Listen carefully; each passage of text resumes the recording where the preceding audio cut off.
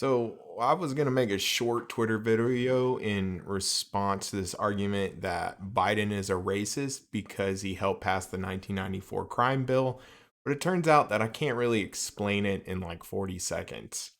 So is Biden a racist because he helped pass the 1994 crime bill? Short answer is no. No one knew or could have known that the new legislation would have led to more black and Hispanic minorities being incarcerated for longer periods of time.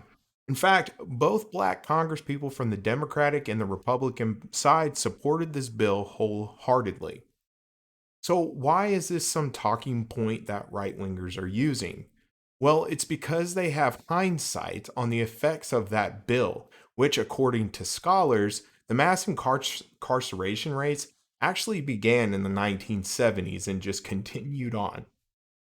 However, Bill Clinton was elected on the premise that he would be tough on crime and that this issue would help unite America. The Democrats literally took a page out of the Republican playbook to win the election. Secondly, almost every person in Congress supported this bill in some form. What about those that voted against him? Well, the majority of them were Republicans. But it wasn't because they knew it would end up hurting minority communities. No, they thought it wasn't tough enough on offenders, that it spent too much on crime prevention and not enough on punishment, the midnight basketball program, and they didn't like the ban on certain semi automatic weapons. While Democratic detractors thought it was far too punitive and didn't emphasize broader structural issues that led to the increase in violent crime. With that being said, knowing what we know about the law and order crowd, if this legislation was on the floor today, who do you think would be in support of it?